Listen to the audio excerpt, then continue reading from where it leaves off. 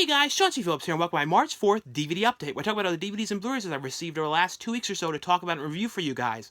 Now, the first one I got here from Shout Factory Scream Factory line. It's a pretty interesting movie called The Lesson. This is one I did not know too much about at all going into this one. It's basically though about these two bad kids. The one kid kind of comes from his family life is all messed up, and he lives with his brother, and because of something that happened with his parents, and the brother is kind of making it like he's gonna have to move out on his own and get out, and he's not gonna keep him there anymore, even though he's only 16 years old. And the kid though, it's basically him at school, and him and his friend, and they're really bad at the school. They're really bad kids, always messing up and screwing around, and they mess around with the teacher. Their one teacher, and they put gum in his hair and back talk him and give him all kinds of problems in front of all the students. And the teacher looks like he's about to lose it.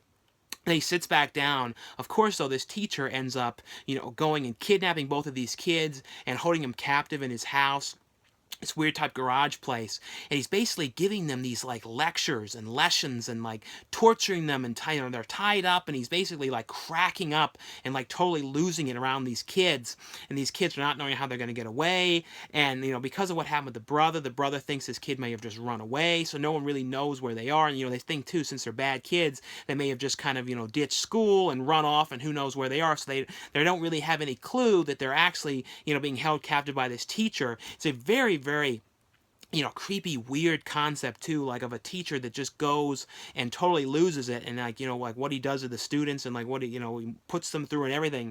Like I said, it was actually kind of an interesting thing. It says it's a whiplash for genre fans, and it definitely has that kind of thing about that, beating in these lectures to these kids, and him just kind of going crazy on them. Like I said, pretty interesting movie here though. The next one here from Shout Factory, and this is from their Shout Selects line. This is the brand new collector's edition release of Red Dawn. And what's funny is I never actually saw the original Red Dawn. I saw the remake that they had, with Josh Peck, that was from a couple years back, and I thought the remake was okay, but this is the original one that has on here, Patrick Swayze, C. Thomas Howell, Leah Thompson, Charlie Sheen, Jennifer Grey, a really early Charlie Sheen movie. And I somehow, like I said, I had never saw the original one of these before, the original film before. It's actually a pretty cool movie, and it's an interesting concept, the whole thing too. It's this small town, and a real tiny small town, these the Russians and from Mexico, these troops kind of come together and kind of hold the town captive, and they kill a bunch of the kids at the school. But it's about basically Charlie Sheen, and his Patrick Swayze, and then and then both of them kind of running off some of the kids from the school when all this chaos is happening and people getting killed, and they end up taking some guns and food from the one father's store and hiding out into middle of kind of the woods area. And they have no clue what's happening, and their radio ended up getting destroyed, so they're kind of out there in the middle of nowhere trying to figure out what's happening. And it's kind of them going back to their town and then realizing that the town has been taken over, and people have been put into the adults have been put into these kind of camps, and he sees people getting killed, and basically they have to submit to exactly what the Russians are saying, and doing exactly what they say. And it's and you hear when they get into town too, they start to hear some of what's going on, and you sort of throughout the movie you kind of hear more and more what it is. But the movie's basically though about a group of these kids though trying to basically get their town back, and go and defend the town, and try and get rid of these bad guys and stuff. It was actually a pretty cool movie. Like I said, it was way better than the remake movie. The remake was it kind of had some cool aspects to it, but it was nothing amazing at all. This movie though, the cast in this was great. It was a really early Patrick Swayze movie too. It was one of his early movies. There's a couple years before Roadhouse, and movies where he kind of became the full star of movies, and Dirty Dancing and stuff. It was a couple years before those ones. And like I said, a really early Charlie Sheen movie. And I think this is right before too, Leah Thompson did this right before Back to the Future, a year or so before. And it has on here though it has a look back, and has, brand new stories from co-stars on here with the casting director, interviews and things like that. It has also archival featurettes on here, some of the making of archival features on here. But a really cool new release. Really love the new artwork on this one as well. But a cool movie, like I said. I don't know how I had never seen that one before. And this is another one that I had never seen before from the Shout Selects line as well. And this is actually directed by Dennis Hopper. And I don't think he directed too many movies. I think he did like a couple ones, but not a ton of movies. Always was way more as an actor. Um, and he actually was not in this movie. Like I said, he just directed this movie. It stars Sean Penn and Robert Duvall, and it's a movie called Colors, and it's actually a pretty cool cop movie. Like I said, I never even had heard of this one before. I did not know much about this one at all, and it's a really early movie too. It had like Damon Wayans in this movie, lots and lots of character actors. There's so many character actors throughout this movie, but it was Don Cheadle was in this movie, one of his early movies. He was one of the gang members in this, like the main gang members, and Damon Wayans was like in his gang. It's basically though about Sean Penn and Robert Duvall kind of coming together, and they're working on this like task force with the police to kind of try and like get the gang activity under control. And this is all in Los Angeles, and it's like dealing with all the I'm pretty certain it was Los Angeles, unless I'm mixing it up. No, it was Los Angeles, and East Los Angeles, and it was them pretty much trying to get the gang activity together and try and get it under control. And it's kind of like there's a big clash between both of them, because Robert Duvall has been doing this for years. He's been a cop for years, and Sean Penn is like the new partner, and he's like a real young cop, and he's kind of trying to prove himself and showing off and kind of doing kind of dangerousy kind of things and not really thinking and kind of like being really rough with people. And Robert Duvall really wants to give these people a chance, and wants to let some of the people off with warnings and stuff. And Sean Penn's all about like arresting them and putting them in jail and like all that kind of stuff. It's basically just them kind of working together throughout all their kind of problems and stuff, and their disagreements and all that kind of stuff, with their ways of doing things, trying to clean up the town and like work on this task force and all the kind of sad stuff that's going on around them. But it was actually like a really, really cool movie. And this has on here though the unrated cut of the movie, which has scenes not released in theaters, as well as scenes from the international cut. So I've never saw the other cuts of this movie, but like I said, this is like the longest cut that's been released of this. It's like I think it's like 2 hours and a little over 2 hours long. It has an interview on here with the screenwriter, and then an interview in here with the technical advisor, who was from an ex-LAPD gang division. So he was kind of talking about working on this movie and giving background information, stuff like that, about how he was working on this movie. But a really cool police movie. Like I said, another one that I had never heard of, and this is from the Shout Selects line. The next one here, this is from Via Vision, or I believe that's how you say it, Via Vision, and this is an Australian release. It's a really, really cool release. It's a 5-disc set. This is a region-free Blu-ray. I checked it, and they're my regular Blu-ray player, so you don't need any like specific Blu-ray players to play this one. As long as you have like a regular Blu-ray player, you can play this. Like it's all region release here. And this is the edition, like I said, the Fly, the Ultimate Collection, which is a really, really cool set because it's got all the Fly movies together, on Blu-ray. And I don't think the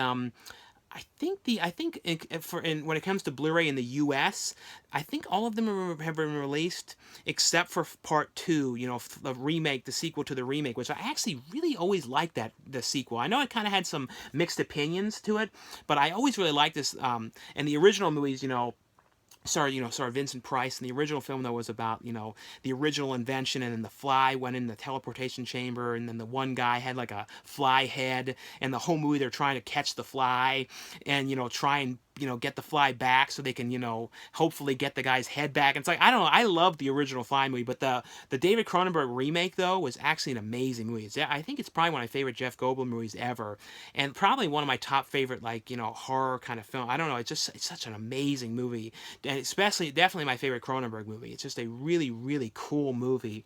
And like I said, I really like the remake as the sequel to the remake, but this also has on here the sequels to the original film, the Return of the Fly and the Curse of the Fly, and it has on the commentary track on the original movie, and then a bunch of features on the new, on the remake. The features are on some of the past releases, deleted scenes on there. There's actually a lot of really cool deleted scenes and stuff that they had cut from that movie, from the remake. But they also, which is pretty cool though, the sequel to the remake has a bunch of features which I don't think were ever released in the U.S. at all, as far as I know, because the old one was like a double disc that had both the movies like on a flip over disc, but I don't think it had features. And it has on here though commentary tracks, deleted scenes, an alternate ending, documentaries, featurettes, so tons of features on here. And also, those wondering too, they're all on their own discs. So The Fly is on its own disc, The Return of the Fly, Curse of the Fly, David Cronenberg's Fly, and then The Fly 2. So like I said, they have their own discs on here. But a really, really cool release. Would highly recommend this if you guys are fans of the Fly films. The next one here from Lionsgate. This is a movie that I did not know a lot about this one. And I was really interested in seeing it. The concept sounded really interesting. And it was one of those movies, too, that, like, I really was not expecting, like, the stuff that was happening. It had a lot of really interesting, different things, and was very sad, too, but stuff that I was totally not expecting to happen in this movie whatsoever. It's a movie called Man Down, starring, Shia LaBeouf and Gary Oldman and Kate Mara.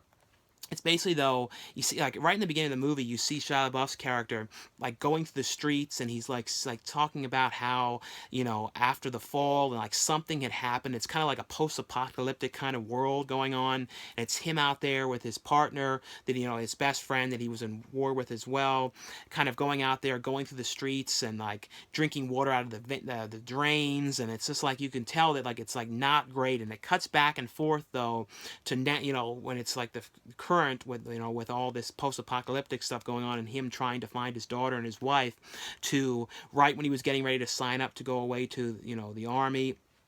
And like and it also cuts into him talking to Gary Oldman. So it cuts around a couple different times throughout this movie of talking to Gary Oldman about something that bad had happened when he was in the war, and it's like him kind of talking about something that had happened. So it kind of goes back and forth between this post-apocalyptic when he's currently trying to find his wife and daughter where they are, and you kind of start to find out more and more about the war and what had happened there and the whole thing. And there's some really sad stuff that happened. And it movie too, it really, really has a serious point that it's making, this movie too, like on a subject matter of stuff. Like I said, you can't say too much about this one because there's so much with this going on and so much unexpected stuff that I totally was not expecting to this movie. Shia LaBeouf, though, gave an amazing performance. I always really liked Shia LaBeouf. I thought he was really good in American Honey recently. I've always thought he's done a really amazing job, and I don't know, like, he just was so good in this. It was just such a well-acted movie. It has on here, though, a commentary track with the director on here, but would really recommend you guys check this out. Look at the trailer of this one, but like I said, I don't want to say too much about what happens in this, because like I said, I was totally not expecting anything that was happening in this movie. The next one here from Lionsgate as well is a movie called Trespass Against Us, and it stars Michael Fassbender and Brendan Gleeson. I always think of Brendan Gleeson from Lake Placid, and then 28 Days Later. Like 28 Days Later, there was like probably he was also in Calvary. Lots of really great movies, but 28 Days Later I think is probably one of my favorite movies he was ever in. I just loved his character in that movie.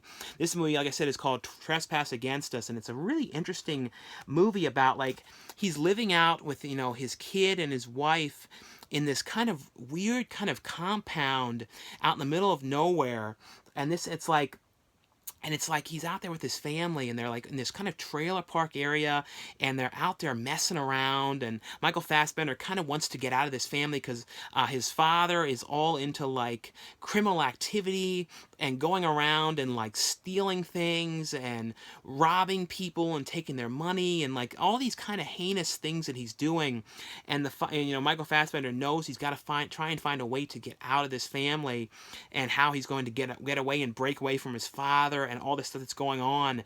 It's a really interesting thing about just kind of the whole thing that's like going on with him and his family, and all this, like, this whole community of them, and they're all like, they kind of like, Brendan Gleeson like really controls everything there, and they're also doing some very dangerous stuff. Like the one guy is like throwing like tanks into the fire, like propane tanks, and they're blowing up and around the kids, and the Michael Fassbender can't stand this, and he needs to get away from all this. So it's kind of him trying to figure out how he's going to get away from his father. I like this movie. It was like a pretty interesting, different take thing. It has on here, though, a featurette on here, our on-set featurette, and then the director talking, with the Chemical Brothers on this one as well. But it was a really interesting, like I said, a pretty interesting movie, though. And the next one from Lionsgate as well is a TV series that's from the History Channel called Six: The Complete First Season. And this actually stars Walter Goggins in this one, and then he was also, in the show Vice Principals and The Shield and a bunch of movies. I always really like him, and he's always really cool. In this movie, though, It's a pretty interesting show. It's like he was like the commander of this group that was out in war, and they kind of had worked together. And he, the one guy ended up kind of leaving the army, and it was kind of like after they got back, they kind of went their own ways. But Walter Goggins like left because of something bad that had happened, and he ended up like kind of doing security out there, and he ends up getting in this like village in Africa. He ends up getting like taken and held captive, and his like group of the army people that he was with kind of had heard about this, and they want to go there and try and help him and try and rescue him and get him back. So the show is kind of like their mission to try and get him back, and it cuts back to that, and then him, with all the terrible stuff that's going on with him and the people that were held captive, where he was trying to do the security and stuff like that, because of something that happened when he was at war and in the army. Something bad had happened, so he wanted to get out of the whole thing and kind of do something still similar but not the same type of thing. So it's a pretty interesting show, though. They're Navy SEALs, though, but they try and rescue him while he's trying to survive there. But it has on here, though, all 8 episodes of this one. I don't know if there's going to be a second season of this one or not, though, but really well-made show, and Walter Goggins, though, plays the guy that they're trying to save. The next one here from Lionsgate as well is a movie starring Jonathan Silverman and Patrick Muldoon. Jonathan Silverman I always think of from the Weekend at Bernie's movies. This is the second movie in the Robo-Dog series. They're actually pretty fun. I always love these kind of like dog films and stuff like that. And this is about like a father who created this dog that's a robot. And like in the first movie, it was because like the dog had passed away, and he felt the dad wanted to have a pet for his son, and because he was so really upset, and like a pet that kind of would be like a robotic, and they you wouldn't have to worry about it as much because of what had happened. And this one, though, is the sequel, and he kind of makes modifications to the dog, and the dog now can fly and has like this arm that comes out of him. But what ends up happening, though, is the son, though, he ends up creating this like thing at the science fair, and ends up winning and getting to go to take it to like the next the leg of the competition. And he goes with his friend because the dad has to go to like pitch a thing for Robo-Dog to like the group that he works with, like the scientific group. But of course, though, it becomes a problem, though, because the kid wants to bring Robo-Dog with him, but the father needs to have Robo-Dog in a couple days to show at the convention that he's going to. But ends up happening, though, is there ends up being an accident at the science fair that he's at, and Robo-Dog ends up going missing and loses his memory and goes to another owner, which is played by Jonathan Silverman. And then it's basically the kid trying to find Robo-Dog and bring him back so he can get into the dad for in time for his pitch. And it's a fun movie. These are definitely, way more movies for kids and stuff like that, but they are really fun movies. And like I said, I always love these kind of dog movies. I feel like throughout my life I've watched so many of these dog movies. I feel like one of the earliest ones I ever watched was probably like Bingo. So like ever since I was even a little kid, I always watched like dog films like that. The next one here from Lionsgate is the Power Rangers, the Dino Charge Extinction. This is, the latest series of Power Rangers Dino Charge Supercharged, the latest in the Power Rangers series, because it usually starts with them doing like Dino Charge, and then it becomes the second series of the show, because they usually go for 2 seasons with it. That's how they usually do it, 2 seasons with each form of the Power Rangers. Then it's the original, and then it becomes Supercharged. And this one, though, is basically the Power Rangers are encrusted by the spirit of these dinosaurs with these crystals, and this is like the bad guy trying to get these crystals back for himself to use in his own way. And it's just the Power Rangers kind of going and fighting all these different kind of creatures, and then all the kind of people that are kind of coming after them. These are always kind of fun, like I said, to watch. Like as a kid, though, I used to always watch the original series, and they really, even though the show now, and it's been all these years later, they definitely still have the same feel, the same kind of vibe to them. And I feel like this one, too, this current season has really good casting, and like the kids and everything they have playing the Power Rangers are pretty cool. Definitely am interested, though, too, in seeing the new, Power Rangers theatrical movie that's coming up. And I think it's like a couple weeks now, or a month or two. I'm not exactly sure, but I'm definitely interested in seeing it. The next one here from Disney, and this is one I didn't get to see in theaters. This is probably my favorite animated Disney movie in a really long time. And, the directors of this directed I would say what are two of my all-time favorite, Disney movies ever. At least for the more modern Disney films, besides like Pinocchio, which is like my top favorite. But the later Disney movies, like starting through the '80s, they directed Little Mermaid and Aladdin. And Little Mermaid though was always like my all-time favorite ones. It's one of my earliest movies I remember seeing as a kid. And this movie definitely has that Little Mermaid kind of vibe to this one. At least to me, it really had that same kind of feel to this. This is Disney's Mona, and they also have a 3D edition of this one as well, but I really like this movie. This is basically, though, it's set in Hawaii on like a small island, and Mona's kind of being groomed to be like the princess of the island, and kind of be like head of everything going on when her parents are gone. Like she's like being groomed for this whole thing, and she's told the story, and when she's a child, about how, because she's always wondering why they never leave the island or never do anything, but it was a story about how the Rock's character, who is this demigod, ended up stealing this like crystal from the sea, and because he stole this crystal from the sea, all these bad things had happened, and it brought home, all this darkness to the lands around them, and like little by little, islands were kind of dying, and the food was all dying, and the plants were dying and everything. And she really, she hears about this and thinks it may just be a legend. But of course, though, now on her island, it's starting to happen. The food is starting to die, and she wants to go and leave this island and find the Rock's character. And because when she was a kid, she actually found this amulet, this jewel that needs to be returned. So she has to find the Rock and force him to put this jewel back, so she's set in everything will be set back and right and normal, and everything will stop being dying, and everything will have life again. It's actually, like I said, the music in this too. It was definitely, my opinion, one of my favorite of their musical movies. I like this more than Frozen. Frozen had really good songs, but I don't know, something about this, I just thought, like I said, it really had that Little Mermaid vibe to this. Even one of like the bad villains that collected trash was kind of like in Jules, and like this crab creature kind of reminded me like of Ursula a little bit, like that kind of vibe. But it has on here tons of different features on here. Music video on here, deleted scenes, and a bunch of different featurettes on here too, and a deleted song on here, as well as a short film on here. But great features on here, really great movie. Let me know what you guys thought of this one. But I think I would say definitely one of my favorite Disney movies in a long time, animated wise ones. And the thing too is this, and I should mention too, even though it's animated, it's done computer, the Rock's tattoos in this movie were all done hand drawn, so classic animation of his tattoos, and I like that stuff because his tattoos were always kind of moving around and telling stories and stuff. There's a cool thing about that. And the next one here from Fox is the Naomi Watts film Shut In. Saw this one in theaters. This is a movie, it's not by any means like an amazing, perfect movie or anything like that, but there was some stuff about this one that I really did like, and it's basically, though, Naomi Watts, in the beginning of this movie, her son and her husband are, getting in this argument in the car, and they, the dad that looks off, doesn't paying attention to the road. They end up getting in an accident. Then the husband ends up dying.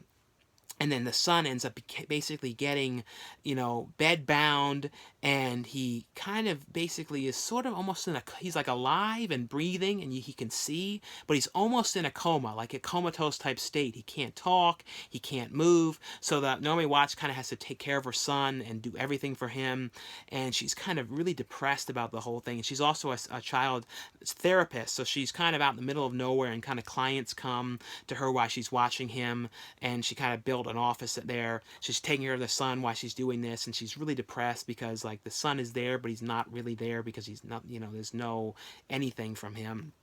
And basically, though, the one little kid, though, that she starts to see and try and help, he ends up, coming and hiding out at their house at night. And it's the middle of a snowstorm, and the kid ends up running off. And when she's supposed to be watching him, because she finds out that he's here, and she calls the parents and says what had happened, but the kid ends up running off and goes missing. And she becomes convinced that the kid had died out in the middle of the snow because no one could find him. The police can't find the body. They don't know what had happened to him. And she becomes convinced that he died out there. And then she starts thinking she's like having a ghostly presence in the house of this kid, and all these weird things start to happen at night. Like I said, it's not by any means a perfect movie or anything like that, but I really did like aspects of this one a lot. I always liked Naomi Watts. Oliver Platt's in this movie too.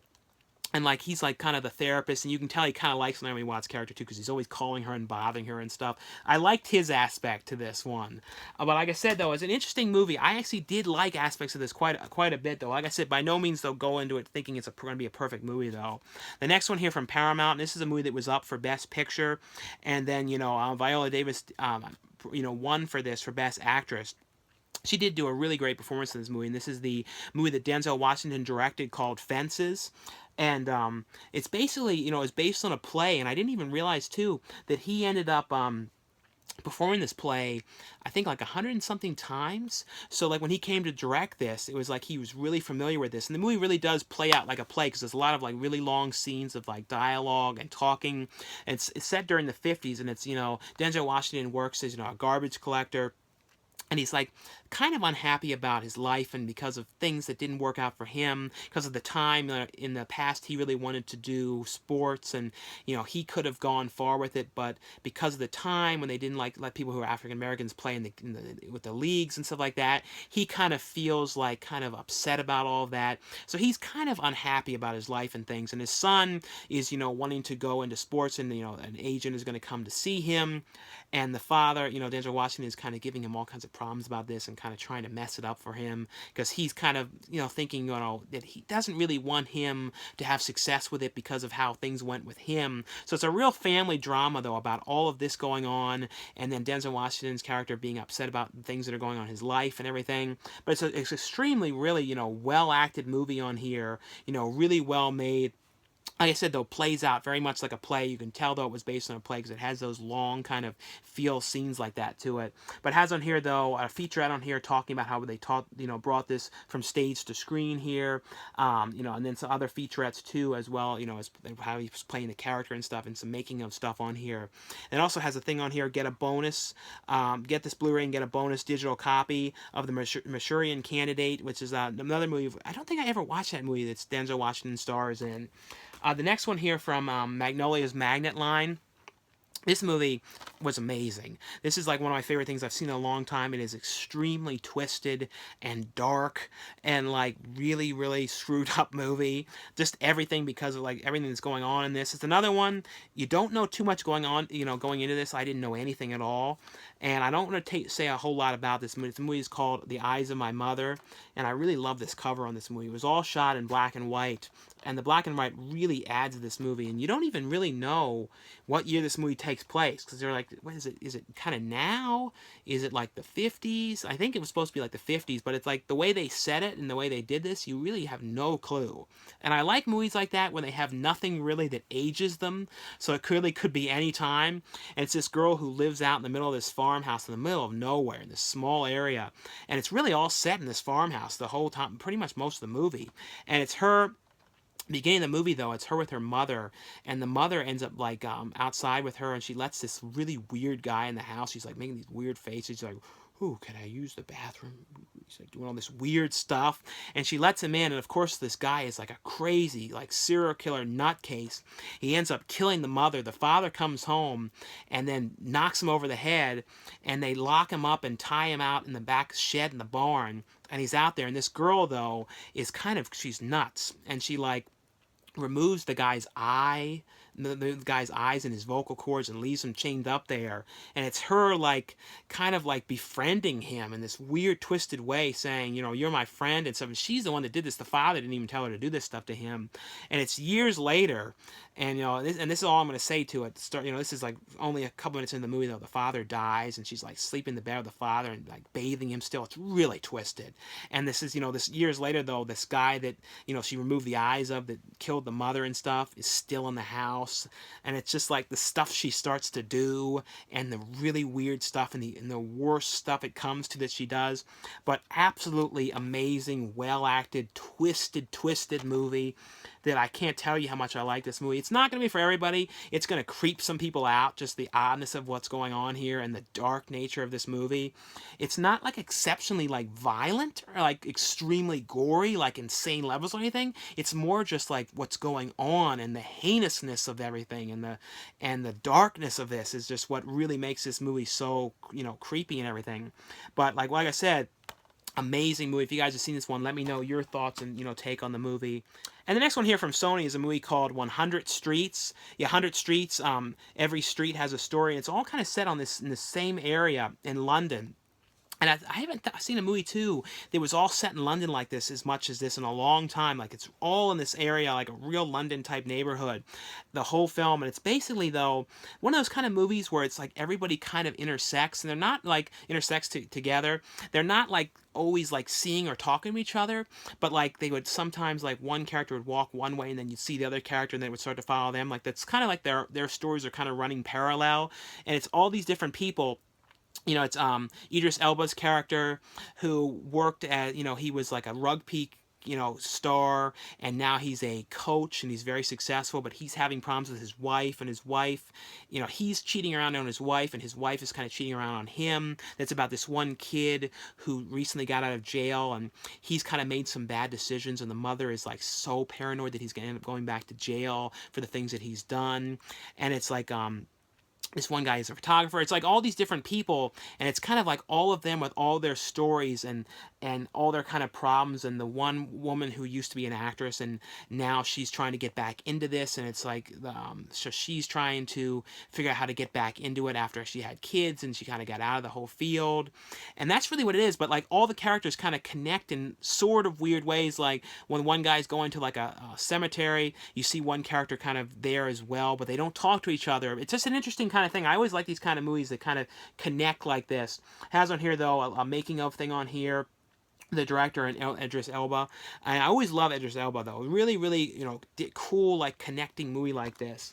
The next one here from Broad Green Pictures is a movie called New Life, and this is a movie. It's basically though, it's one of those movies though. It's kind of like through the whole thing about this couple that meets, and it kind of shows like their whole, when they were younger up until later in their life, and it kind of shows how they finally, they met when they were kids, when they were younger, and then like how they started dating, and then like them going to the prom and all that kind of stuff, and like when they found out they were, pregnant and they were having children, and it's like throughout all of their stuff that's going on. But then it's like one of those kind of movies that deals with how like things start to happen in their lives, and they start to kind of like things may have been perfect at one point in time, but then like it shows the ups and downs of their life. So it's a real life piece kind of movie, a real character piece on them with kind of things that are going wrong, and then like sicknesses and all that kind of stuff. And if you guys like these kind of movies, that's really what it is. It's just a character thing on them trying to kind of keep everything together and like keep things to be like as good as they were in the very beginning, and hopefully they can kind of keep everything together in their lives and deal with all the things that are going on wrong around them, and all the kind, like I said, all the kind of issues and stuff like that. So this has on here though a commentary track, the director, deleted scenes, and behind the scenes on this one. The next one here, and this is a really cool new release here, and this is the Mondo Steelbook edition of Ghost in the Shell. Really, really cool, amazing steelbook. They always do these really great steelbook releases of their things. I don't know if this one is going to be, in Best Buys only or not. I don't know all the details on that one. I think it comes out in like a week or two, and it has a digital copy in here. So I don't know if it had a digital copy in the past or not. A really great artwork, and the remake of this, the live action remake is going to be coming out soon. And I actually, I think Scarlett Johansson is a cool, I mean, when you look at this, I think she's a good choice for it. I mean, I know there's a lot of like, some, this actually comes off more like this, so it's even more shiny. But, some people have kind of had like mixed feelings and stuff, but I actually think Scarlett Johansson would do a really good job in this. And this is basically about a woman who, had died and has become back to life as a robotic kind of cop, and it's about her trying to stop these bad guys and the kind of all the kind of stuff that she goes to. It's a a really early anime. I think it's from like 1995, but it's actually a very cool movie. Like I said, I had never seen this one before, but a really, really cool, really nice steelbook edition of this one.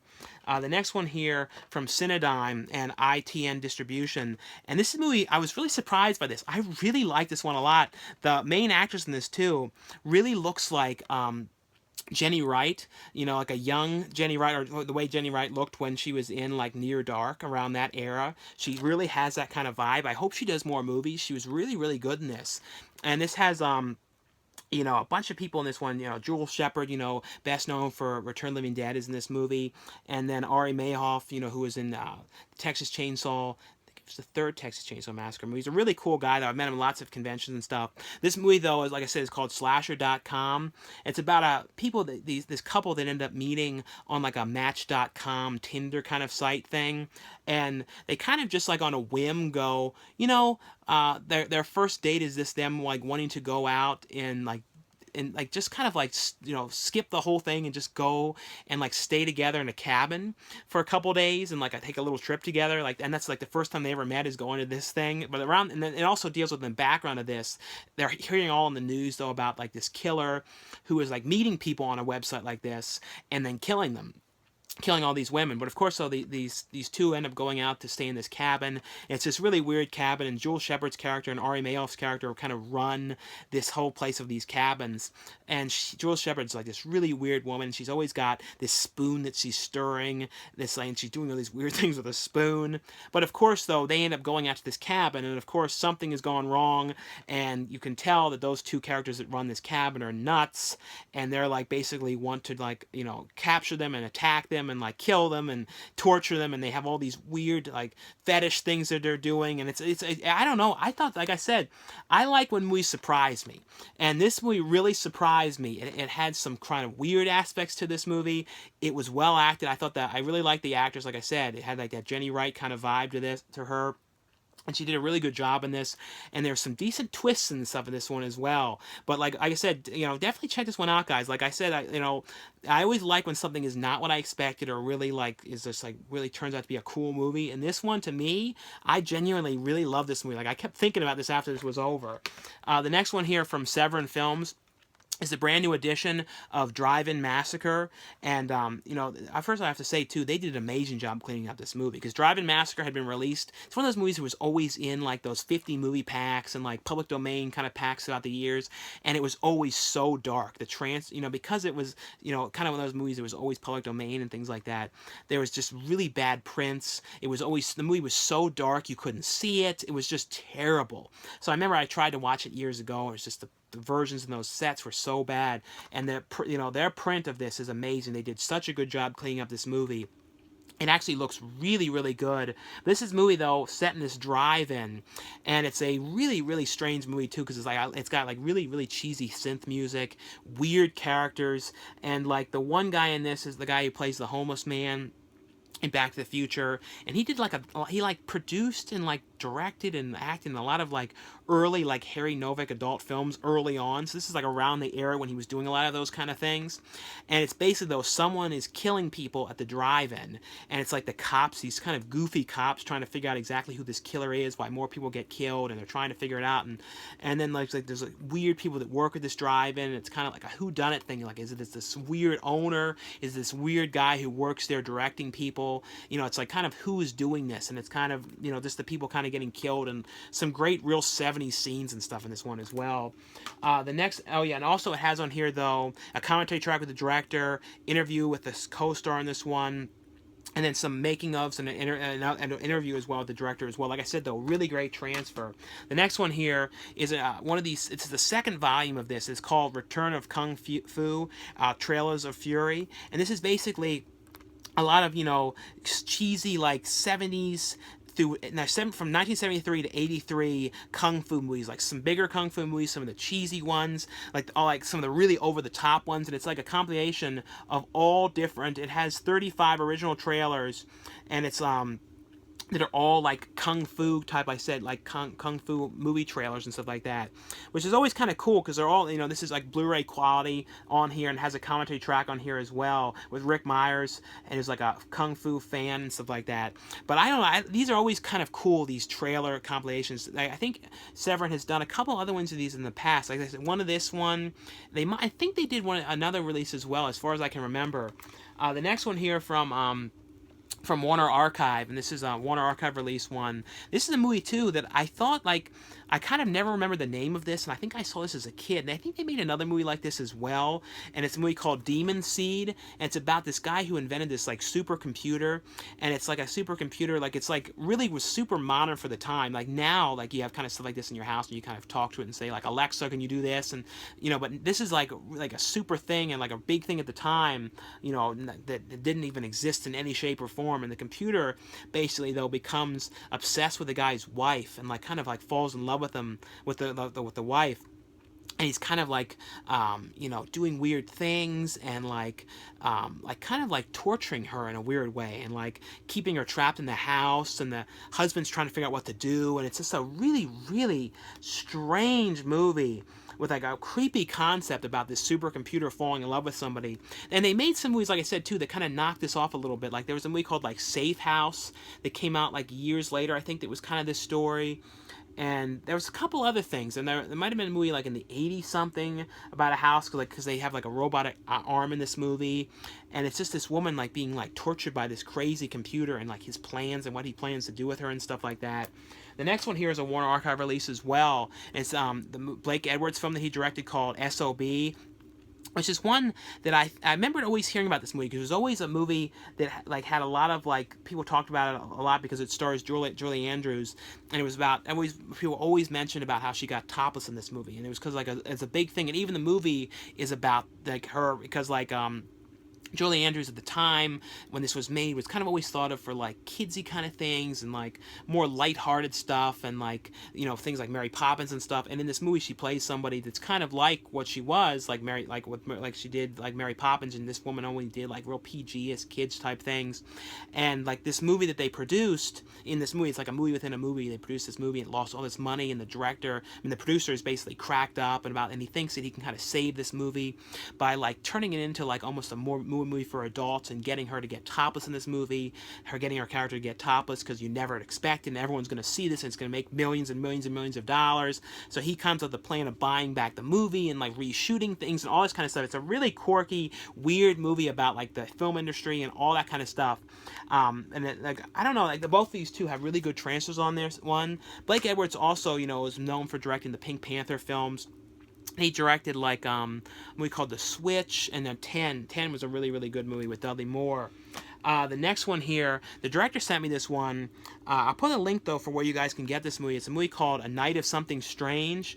I like this movie a lot, and it was kind of cool. Like I knew two people who were in this one: Billy Galbarino, who I worked with in a movie called Geek War, and Nicola Fiore, who was in Mr. Bricks. I was in Mr. Bricks with her, and it's a movie called Night of Something Strange. And I'm glad this movie came out, because I was looking into this movie, and I think it was shot like 2011 or something, and then like there was some stuff with like the effects and stuff that kind of slowed the movie down getting released and stuff. And it's basically though about this really weird guy who works at like a mortuary where where they're doing like bombings and all that kind of stuff, and he ends up sleeping with this corpse, and this corpse had a thing on there that said possible STD, and he ends up getting this really weird STD from this corpse, and then he ends up, spreading it to his, his wife, and it's basically about this stuff spreading around, and like a group of these friends who are going out on this trip, and the one ends up like, she ends up getting it, and like they all end up sleeping with each other, and there's all these weird like quirky ways that people are getting this STD. And then the guy that you're sleeping with the corpse, it turned in because he turned into a zombie from it, he ends up like getting on the trail of Nicola Furiore's character, because she left a tampon in the bathroom, and like he ends up like getting her scent and trying to track her down to like get her. And it's another movie that they made a couple years after this, like Bunny Akira thing, was kind of like this. It's like it turns them into like these crazy horny like zombies and stuff like that, and it's all set like in this hotel and stuff, and them trying to survive and stuff. It's definitely a fun take on this. Like I said, it's one of those movies too, it really surprised me. It was a really really fun movie, really super super ridiculous. It has on here though behind the scenes cast cam, which was like I think 20 minutes of like behind the scenes stuff from a couple of days of the shoot. Then it has a commentary track, a gag reel on here as well. And the last one here from Mill Creek. This is one that I hadn't seen in a long time. It's a pretty cool new cover on this one. It's a movie called Pulse. This is not the Pulse movie that was like the Japanese film and they did a remake of. This is one from 1980.